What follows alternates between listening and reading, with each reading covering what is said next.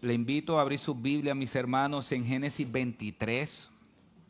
Génesis 23, leeremos los versículos 1 al 4, aunque tocaremos todo el capítulo como lo hemos estado haciendo, ya que tiene una idea central, pero solamente leeremos de introducción los versículos 1 al 4.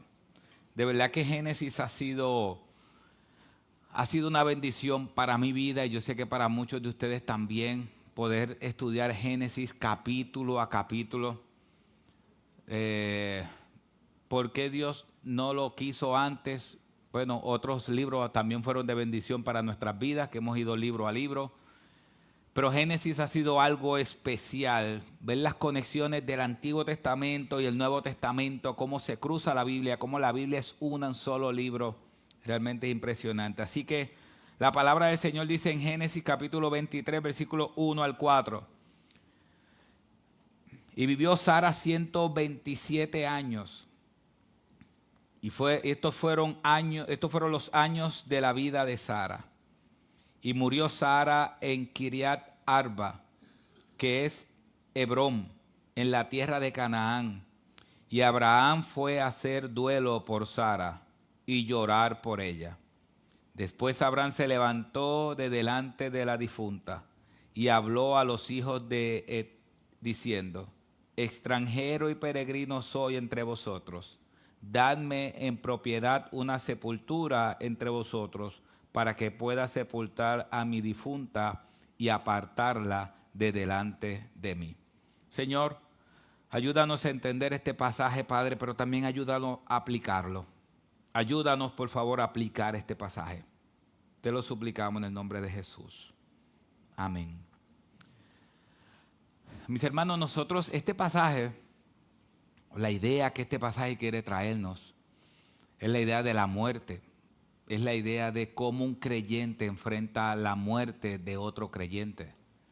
De cómo se enfrenta a una pena, bueno, parece una canción, ¿verdad? Cómo se enfrenta una pena, pero cómo se batalla cuando un creyente muere, qué hacer, cómo reaccionar.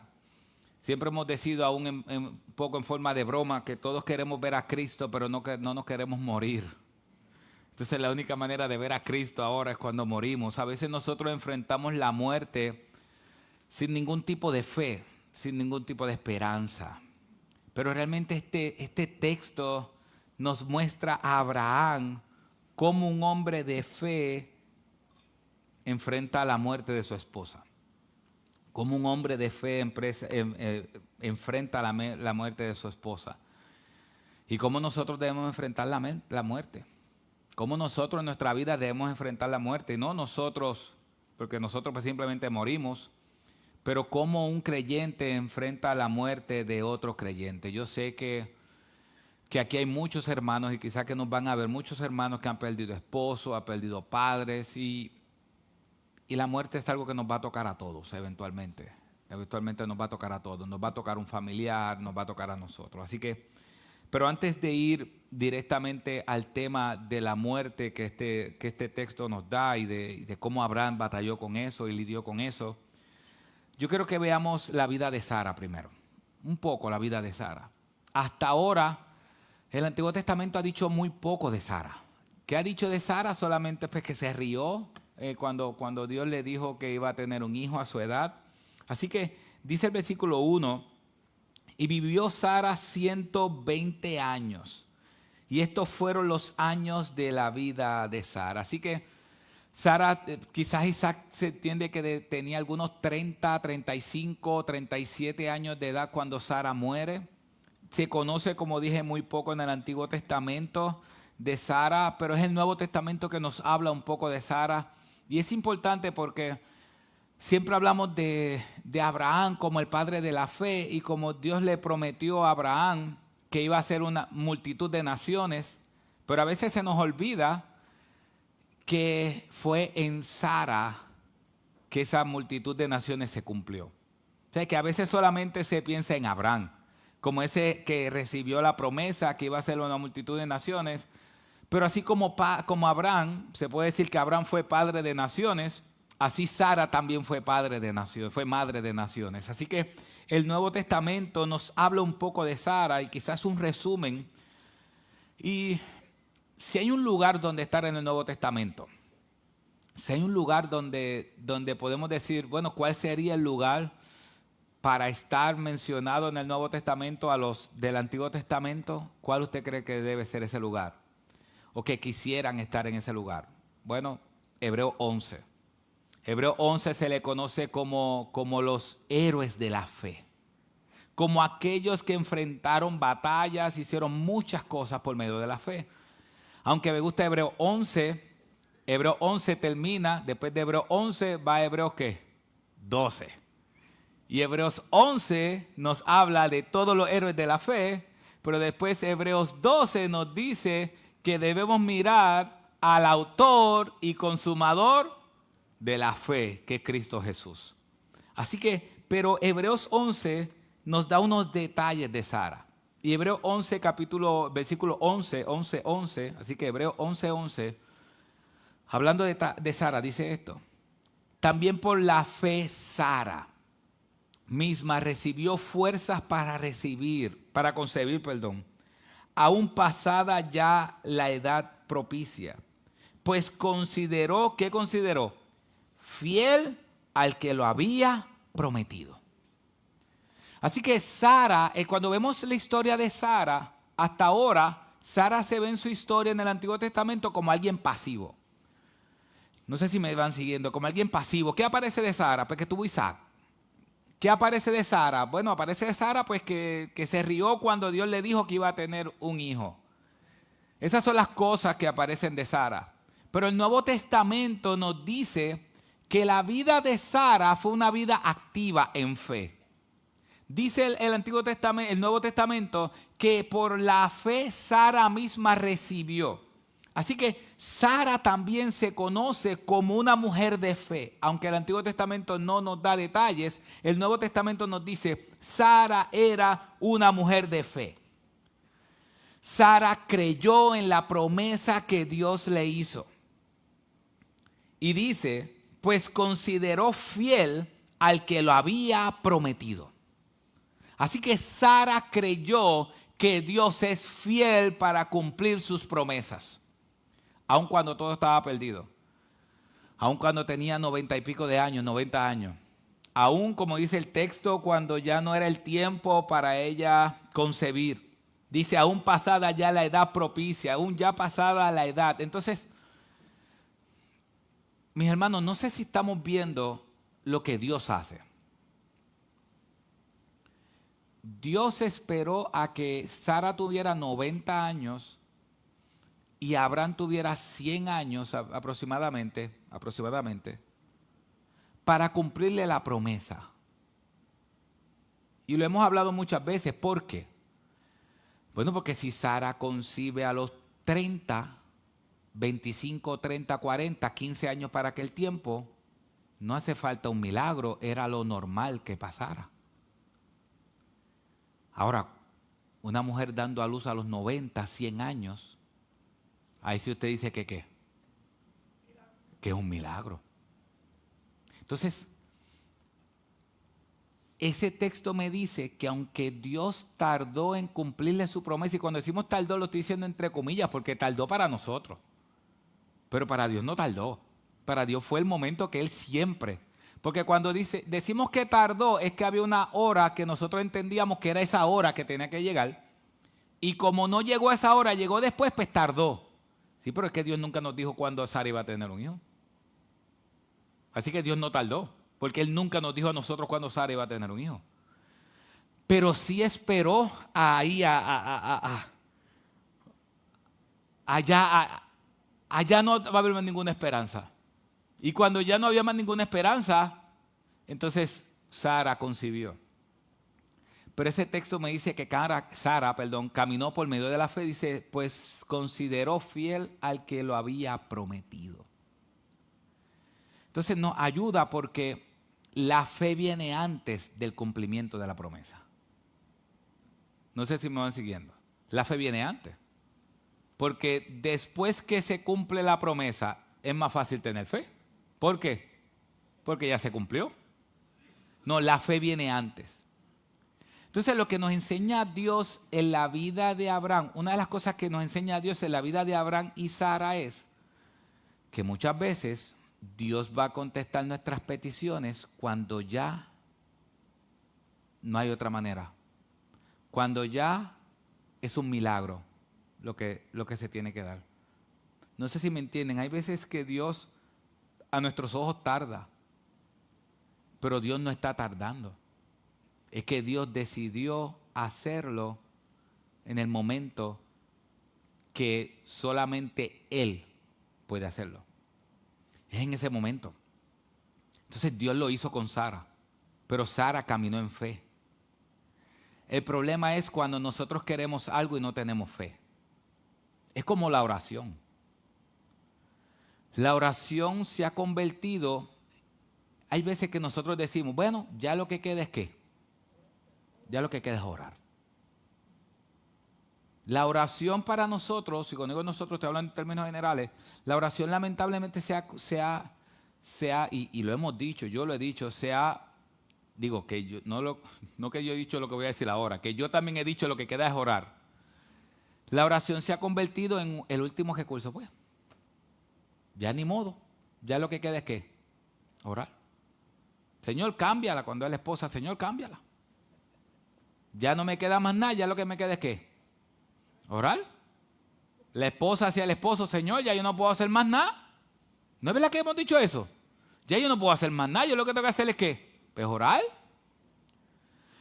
Aún en los cultos, miren esto, aún en los cultos, eso lo dijo Vance Pitman, el presidente de CERNEW, él les dice, los cultos, a veces, la oración en los cultos se ha convertido en un tiempo de transición.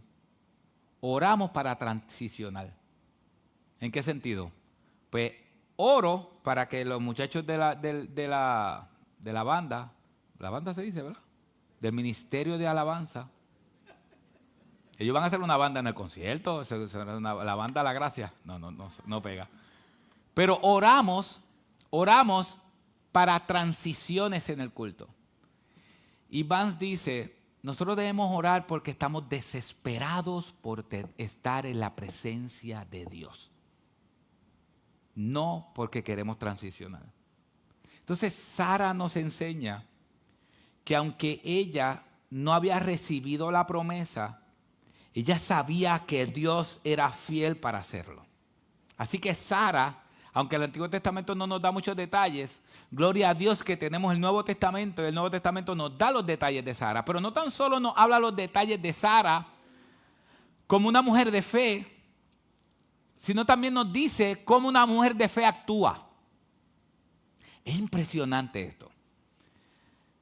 Primera de Pedro capítulo 3. Primera de Pedro capítulo 3, Pedro le va a explicar algo a las mujeres que están aquí. Digo, a las de aquel tiempo también, pero ustedes. También a los hombres, pero la parte de los hombres no es para hoy. Solamente la parte de las mujeres. No es malo, no es que la vamos a tirar, no es malo.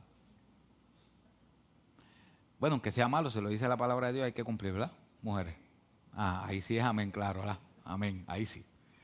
Miren, Pedro, cuando quiso poner un ejemplo de una mujer a seguir, cuando Pedro quiso poner el ejemplo de lo que una mujer debe hacer para alcanzar con el evangelio a su esposo y cómo una mujer debe comportarse, Pedro utiliza a Sara de ejemplo. A Sara. Y mire lo que dice Primera de Pedro capítulo 3 versículo 1 en adelante. Saldrá a las pantallas. Mire lo que dice. Asimismo vosotras, mujeres, estad sujetas a vuestros maridos, de modo que si alguno de ellos son desobedientes a la palabra, puedan ser ganados sin palabra alguna por la conducta de sus mujeres. Así que hay veces que las mujeres dicen, es que mi esposo no es creyente, ¿qué yo tengo que hacer? Tu conducta debe ser una conducta que motive a las personas a seguir aquel a quien tú has seguido. Entonces, Pedro está haciendo eso, le está diciendo, aquellos que son desobedientes a la palabra pueden ser ganados sin palabra sin palabra alguna por la conducta de sus mujeres. No está diciendo que la predicación alguien se puede convertir sin la palabra de Dios. Lo que está diciendo es que la palabra tiene que hacerse viva en la persona, en este caso en la mujer. Dice, al observar vuestra conducta casta y respetuosa, que vuestro adorno no sea el externo, peinados ostentosos, joyas de oro o vestidos lujosos. Ya yo me imagino a los esposos contestando. Me voy a hacer las uñas. ¿Qué el esposo va a decir? ¿Por qué? Porque la Biblia dice que no sean peinados ostentosos ni las uñas. Voy para el beauty. Ya me imagino a algunos de ustedes. A la esposa. Voy para el beauty a recortarme y a peinarme. ¿Qué dice la Biblia? Ya yo me imagino, yo sé quiénes lo van a decir. Yo veo su rostro y yo sé quién va a usar este texto para eso. Y mucho más, primera de Pedro capítulo 3, y mucho más cuando no hay mucho para dar. Pedro lo que está diciendo es, no que las mujeres no se peinen, ni se pinten el pelo aquellas que quieren, ni que se maquillen. Lo que él está diciendo es, versículo 3, y que vuestro adorno sea, dice el versículo 4, sino que sea el yo interno, con el adorno incorruptible de un espíritu tierno y sereno, lo cual es precioso delante de Dios. No está diciendo que no se peinen, ni que no se maquillen. Veo que algunos hasta están copiando el texto. No. Que no se maquillen, ni no se peinen.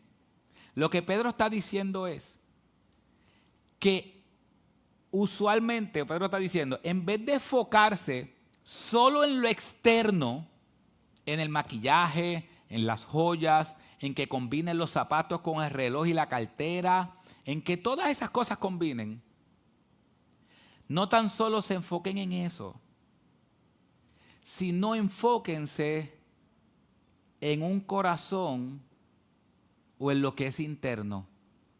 El adorno incorruptible de un espíritu tierno y sereno, el cual es precioso delante de ¿quién? De Dios. No está diciendo, vuelvo y digo, que salga por ahí despeinada.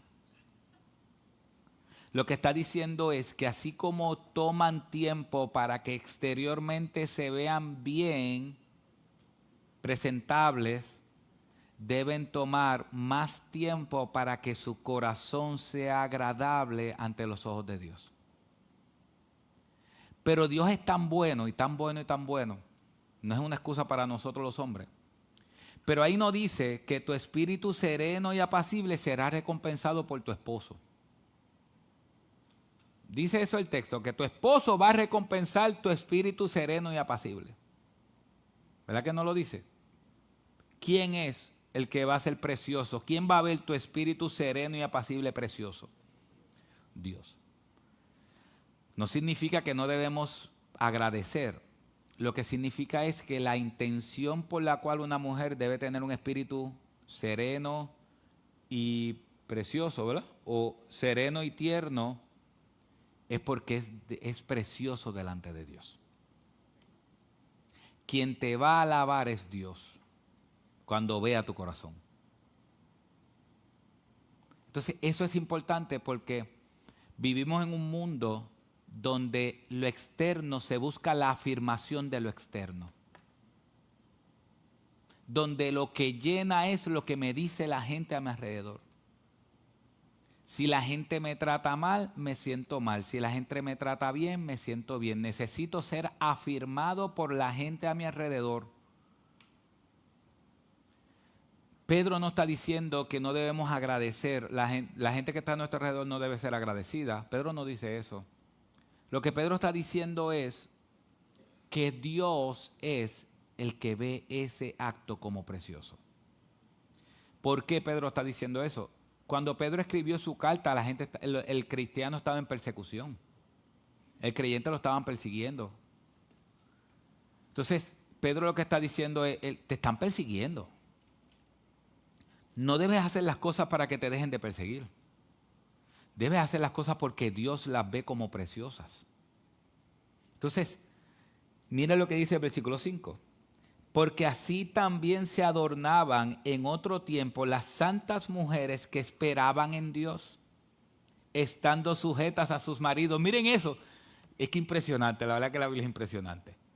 Las mujeres hacían lo que es correcto, cuidaban su corazón y su alma, porque así también se adornaban en otro tiempo las santas mujeres que esperaban ¿en quién? En Dios, estando sujetas a sus maridos. Ellas lo hacían no esperando que sus maridos sean transformados, ellas lo hacían porque esperaban ¿en quién? En Dios. Y porque esperaban en Dios, entonces estaban, y cuando decimos sujetas, yo sé que es un mal término hoy, pero en el tiempo bíblico no era un mal término, porque sujeta significa que tienen el mismo valor, solamente que uno tiene una posición distinta a la otra. Dios nos creó, lo vimos en Génesis 1, Dios nos creó a su imagen conforme a su semejanza. El hombre y la mujer tienen el mismo valor, pero en los roles que Dios le dio dentro del matrimonio, el hombre se supone que sea el líder y la esposa se supone que sea alguien que siga. Yo sé, mis hermanas, que cuando el líder no imita a Cristo es difícil seguirlo, pero la mentalidad y la meta de la esposa está en esperar ¿en quién? En Dios. Y mire el versículo 6. Así obedeció Sara ¿a quién? A Abraham, llamándolo Señor, y vosotras habéis llegado a ser hijas de ella, si hacéis el bien y no estáis amedrentadas por ningún temor. Así que Sara es importante, porque aquí está diciéndonos que las mujeres que buscan, o sea que cuando tú estás en tu Biblia buscando que Dios transforme tu alma, esperando en Dios que obre exteriormente en tus situaciones, pero esperando con fe en Dios, tú te estás convirtiendo en una hija de Sara. Así que es un buen ejemplo seguir a Sara. Cuando vemos a Sara, tuvo sus dudas. ¿Quién no las ha tenido? Pero también vemos su fe y vemos a Sara como un modelo. Así que esta gran mujer muere. Y es lo segundo que el texto nos enseña, la muerte de Sara. Versículo 2. Y murió Sara en Kiriat Arba, que es Hebrón, en la tierra de Canaán. Y Abraham fue a hacer duelo por Sara y a llorar por ella. Esas palabras son importantes. Miren cómo dice. Fue a hacer duelo por ella. Fue a hacer duelo. Esa palabra duelo significa golpearse el pecho con mucho lamento. Y fue a llorar. Esa palabra llorar expresa una profunda y sincera tristeza. Así que cuando nuestro patriarca ve a su esposa morir, su corazón se entristece al punto de que llora. ¿Saben que es la primera vez en la Biblia que aparece un hombre llorando? No ha habido antes. Por los primeros 23 capítulos no estoy diciendo que el hombre no llora, aunque dice, los hombres también lloran, no sé si era un programa o algo así, no existía para aquel tiempo. Pero en la Biblia no se ve ningún hombre llorando, hasta Génesis 23. Pero imagínense, ¿cuánto le había soportado Sara a él? 120 años. ¿Cuánto lo había soportado? Primero lo soportó un jeguero de años, es verdad. Lo soportó un montón de años. Ellos se casaron jóvenes. Ella murió a los ¿cuánto? 127. Quizás como 110 años más o menos, 112 años con él. ¿Le aguantó mucho? ¿Qué usted cree? ¿Usted le puede aguantar tanto a su esposo? ¿Qué tú crees? No tan solo le aguantó eso. Cuando la vida del esposo estaba en peligro, ¿qué hacía el esposo? La entregaba. La entregaba. Ella le soportó eso. ¿Cuántas veces se lo soportó? 2 veces. ¿Tú sabes lo que son 2 veces? Que tú dices, bueno, está bien la primera vez. Hermano, hay veces que en el matrimonio la gente dice, no, pero es que yo perdono una sola vez. Mire,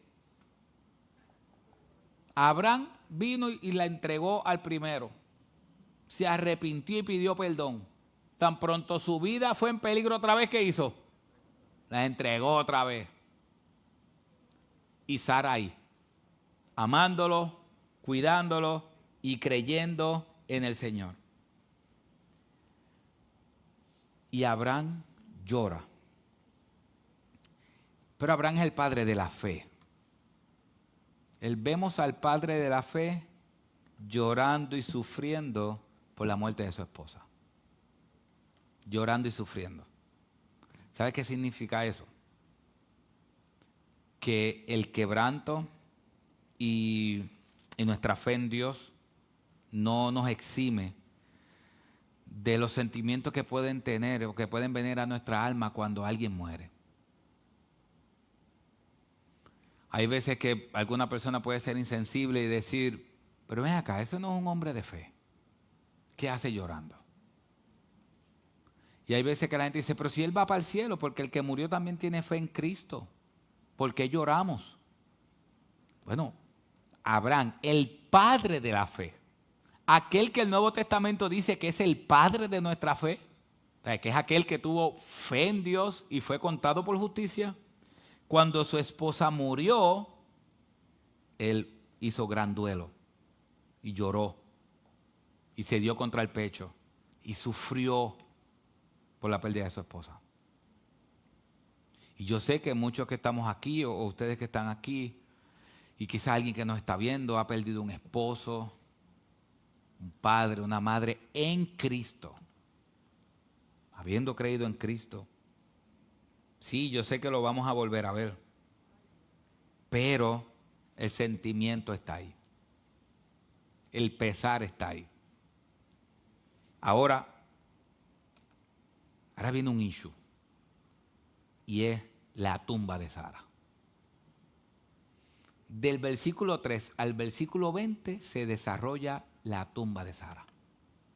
Y la tumba de Sara, dice el versículo 3, después Abraham se levantó de delante de la difunta y habló a los hijos de Het diciendo, si ustedes ven, hay tiempo. Él lloró, se lamentó, pero después ¿qué hizo? Se levantó. Se levantó. Ya, lloré, lamenté, ahora me levanto con fe y vamos al entierro. Y dice el versículo 4, extranjero, él ya diciéndole a los de Het, dice, extranjero y peregrino soy entre vosotros, dadme una propiedad, una sepultura entre vosotros para que pueda sepultar a mi difunta y apartarla de delante de mí. Y si usted se queda y usted dice, bueno, de aquí en adelante, mis hermanos, de aquí en adelante, todo es la tumba de Sara. Todo es la tumba de Sara. Y ya vamos a ver que él viene, empieza a hablar con la gente, no, pero dame la tumba, pero ¿qué precio tú me das? Esto, otro. Y usted dice, pero ¿por qué Abraham estaba empeñado en enterrarla ahí? Si Abraham era rico, ¿por qué Abraham no volvió a Ur de los Caldeos y la enterró allá? ¿Por qué Abraham va a otro lugar? Y él puede comprarlo en otro lugar. Pero dice que se levantó y fue allá y le dijo, yo soy peregrino y extranjero. Yo quiero enterrar a mi esposa aquí. ¿Por qué? Para entender eso, toda esta negociación, vamos a ver a Abraham negociando, tenemos que entender Génesis 15, 18. Génesis 15, 18 dice, en aquel día el Señor hizo un pacto con Abraham. Todavía no era Abraham, diciendo, a tu descendencia he dado esta tierra, desde el río de Egipto hasta el río grande, el río Éufrates, y los ceneos, los ceneseos, los cadmoneos, los eteos, los fereceos y los refaitas, los amorreos, los cananeos, los jergueseos, qué sé yo, y los jebuseos. Esos que están ahí, usted después lo lee con calma. Claro, es fácil. ¿Sabes por qué? ¿Sabes por qué Abraham dijo a ellos, tiene que ser aquí? Porque esa era la tierra de Canaán. Y Dios le había dicho a Abraham, te voy a dar la tierra de Canaán. Y esa era la esperanza, esa tierra. Sabemos que Hebreos nos dice que había una esperanza mayor cuyo arquitecto y constructor es Dios. Pero físicamente Dios le había dicho a Abraham, Abraham, te voy a dar una tierra. Y te voy a dar la tierra de Canaán. Y cuando Sara se murió, Abraham dijo, no, mi esperanza es que Dios me dijo que me iba a dar esa tierra. Y yo voy a enterrar a mi difunta en fe de que Dios nos va a dar esta tierra. Y cuando nosotros vemos toda la negociación de ahora en adelante, del versículo 3 al versículo 20, el versículo 5 al versículo 20, y usted dice, pero ¿por qué Abraham está empeñado en esa tierra? ¿Por qué? Si él puede comprar cualquier otra tierra. No, Abraham dice, tiene que ser esta tierra porque esta fue la tierra que Dios me prometió a mí. Y yo la voy a comprar. Y ahora viene la negociación. ¿Pero por qué le digo esto? Porque Abraham, cuando está haciendo esta negociación, él tiene una convicción clara de fe de que Dios le prometió una tierra. Y las convicciones lo llevó a tomar decisiones. Así que veamos esta narrativa. Versículo 5. Y los hijos de Ed respondieron a Abraham diciéndole, óyenos, Señor nuestro. Eres un príncipe poderoso. Esa palabra príncipe poderoso significa literalmente príncipe de Dios entre nosotros. Sepulta a tu difunta en el mejor de nuestros sepulcros, pues ninguno de nosotros te negará su sepulcro para que sepultes a tu difunta. Oye, ese término difunta, ¿verdad? Pero ese es el que está ahí. Yo no me atrevería a decirle eso a alguien, mira tu difunta, pero ese es el término que está ahí. Abraham se levantó e hizo una reverencia al pueblo de aquella tierra, los hijos de Ed. O sea que lo están llamando, tú eres príncipe, tú eres un tipo poderoso. Y cuando Abraham se levanta, hace reverencia ante ellos, por respeto. ¿Qué corazón ese? Imagínense usted, tú eres el príncipe poderoso. El ego comienza a llenarse. No, si yo soy el príncipe poderoso, dicen ustedes, pero aquí está la reverencia mía. Entiendo que era una reverencia así. Entonces, él dice, Abraham se levantó, hizo reverencia al pueblo de aquella tierra, los hijos de Ed, y habló con ellos diciendo, si es vuestra voluntad que yo sepulte a mi difunta, apartándola de delante de mí, oídme e interceded por mí con Efrón, hijo de Zohar, para que me dé la cueva de Macpela, yo estos nombres, ustedes saben que yo me acuerdo, que le pertenece, que está al extremo de su campo, que en presencia de vosotros me la dé por un precio justo en posesión para una sepultura. Así que él está diciendo, yo quiero que todos ustedes sean testigos de que yo le voy a comprar esa tierra. Ellos le dijeron, te la regalamos. Si llega a ser usted, ¿qué usted hace? Oh, regalá. Dale, eso es de Dios. ¿Me la está regalando? Le ponemos eso es de Dios. Abraham dice, no. Yo quiero aquella cueva que está allí, en ese lugar, yo la quiero comprar y que todos ustedes sean testigos de que yo la voy a comprar. Wow, qué convicción esa. Qué convicción. Entonces, dice que la va a comprar por precio justo. Él dice, díganme cuánto cuesta, no me roben, pero díganme cuánto cuesta y yo la quiero comprar. Versículo 10, Efrón estaba sentado entre los hijos de Ed, y Efrón eteo respondió a Abraham a oídos de los egipcios de Ed y de todos los que estaban por la puerta de la ciudad. O sea que eso fue, todo el mundo estaba allí. Eso fue un espectáculo. diciendo, no, señor mío, escuchadme, te doy el campo y te doy la cueva que está en él. A la vista de los hijos de mi pueblo te lo doy. Sepulta tu difunta. Él dijo, no, tú quieres que esté todo el mundo. Está bien, que todo el mundo lo vea, yo te lo voy a regalar. Yo te lo voy a regalar.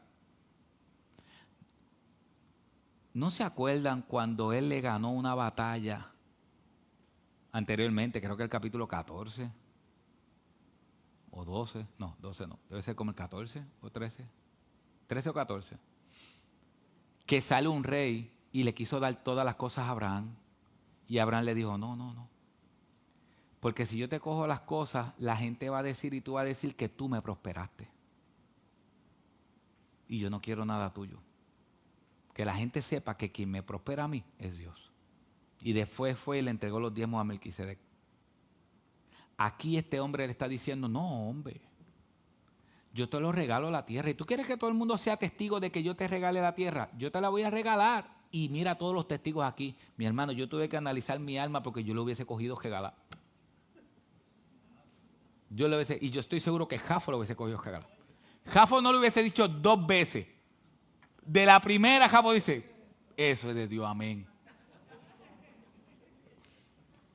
Así que, Abraham dice esto, versículo 12. Entonces Abraham se inclinó delante del pueblo de aquella tierra. Otra vez se inclinó. Y habló a Efrón a oídos del pueblo de aquella tierra diciendo, te ruego que me oigas. Te daré el precio del campo. Acéptalo de mí para que pueda sepultar allí a mi difunta.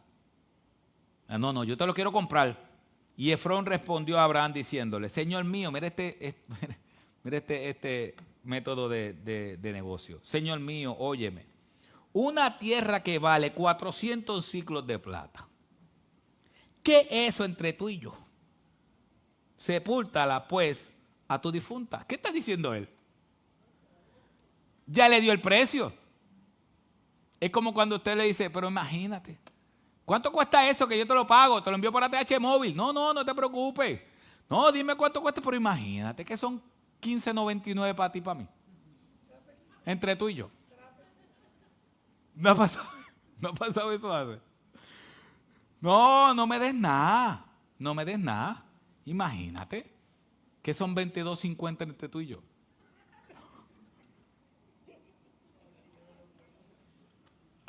Cuando te dice que son 22.50, ¿qué tú sabes que te está diciendo? Ya te está diciendo cuánto es, envíaselo por ATH móvil. Pero eso fue lo que dijo él. Él dijo, pero imagínate, ¿qué son 400 ciclos de plata? Y mira lo que dice, medida comercial. Le dijo toda la información. Versículo 17, así el campo de Efrón que está en Macpela, frente a Mamre, el campo y la cueva que hay en él, y todos los árboles en el campo dentro de sus confines fueron cedidos. Y Abraham en propiedad a la vista de los hijos de Ed, delante de todos los que estaban por la puerta de la ciudad, todos los que estaban por la puerta de la ciudad. Después de esto, o sea que Abraham compró el campo. Después de esto, Abraham sepultó a Sara, su mujer, en la cueva del campo de Macpela, frente a Mamre. Esto es Hebrón, en la tierra de ¿dónde? De Canaán. Y el campo y la cueva que hay en él fueron cedidos a Abraham en posesión para una sepultura por los hijos de Ed. ¿Qué está diciendo Moisés? Moisés nos está diciendo, le está diciendo a ese pueblo y a nosotros, la fe de Abraham lo guió a comprar una tierra en Canaán. Se la iban a dar regalada, pero él dijo, no, yo no la quiero regalada, yo la voy a comprar. Porque Dios prometió una tierra y mi esposa va a estar en esa tierra. Y quizás, qué impresionante, la Biblia contestando a la Biblia, porque uno se pregunta, ¿y por qué tanta cuestión con la tierra? No, es que Dios se la había prometido y él creía por medio de la fe que Dios se la iba a dar. Pero ¿sabes qué? ¿Sabes dónde fue enterrado Isaac? Allí. ¿Sabes dónde fue enterrado Rebeca? Allí. ¿Dónde fue enterrado Jacob? Allí. ¿Dónde fue enterrada Lea? Allí. Eso era tan importante, esa tierra era tan importante. Estar fuera de su tierra no era algo bueno. Inclusive, ¿qué pasó con José? ¿Qué pasó con José? Cuando José murió, José después que estaba vendido en Egipto y él ya era el segundo al mando en Egipto, José le dijo, Dios prometió, estoy parafraseando, Dios prometió que los iba a libertar. Cuando los liberte, llévese mis huesos. Me llevan, no me dejen. ¿Y qué pasa? Es impresionante la Biblia. Cuando tú ves a todo el mundo saliendo, la gente dice, ¡ey! Y se llevaron a José. ¡Fua! Lo montaron y se lo llevaron. ¿Por qué? Porque físicamente Dios le había prometido una tierra. Y ellos buscaban una tierra, pero no esta tierra, una tierra espiritual. Así que tres aplicaciones que este pasaje nos enseña y terminamos. Uno, ¿qué este pasaje nos enseña? Número uno, el duelo es parte de nuestra vida cristiana. El duelo es parte de nuestra vida cristiana. El duelo es parte. Va a morir gente a nuestro alrededor. Es peor cuando los que mueren a nuestro alrededor no son creyentes. Y el duelo va a ser parte de eso. Así que prediquemos el evangelio a toda criatura antes que eso pase. Número dos, la muerte de un creyente se enfrenta con fe. La muerte de un creyente se enfrenta con fe. Se enfrenta con fe. ¿Por qué? Porque Dios nos prometió una tierra cuyo arquitecto y constructor es Dios. ¿Qué dijo el Señor Jesucristo? El Señor Jesucristo dijo, les conviene que yo me vaya, para que así venga el Consolador sobre ustedes, el Espíritu Santo, que los guiará a justicia, juicio y todo. Y entonces cuando el Señor le está diciendo en Juan que se va, ellos se pongan tristes. Y Él le dice, no se pongan tristes. Yo voy a preparar morada para ustedes. Mis hermanos, la resurrección de Cristo es nuestra garantía a la entrada a esa tierra prometida que Él fue a preparar para nosotros. La fe en el Evangelio, en que Cristo vivió, murió y resucitó, nos da la esperanza para enfrentar la muerte con fe. Podemos enfrentar la muerte de un creyente con fe. ¿Podemos llorarlo? Claro que sí. ¿Podemos sufrir duelo? Claro que sí. Pero tiene que llegar el momento donde tenemos que levantarnos y decir, Él va a estar en un lugar mejor que el mío. Porque Él murió creyendo en Cristo como Señor y Salvador de su vida. Así que tú que estás aquí, si no eres creyente, yo quiero que tú sepas que hay algo que te va a tocar. Te va a tocar. De la muerte nadie se escapa. De la muerte nadie se escapa. Y la Biblia dice que hay dos lugares a donde vas a ir. Dos lugares. El infierno eterno o el paraíso eterno. Los dos lugares son eternos. Tanto el infierno como el paraíso. ¿Cuál es la diferencia? Cristo es la diferencia.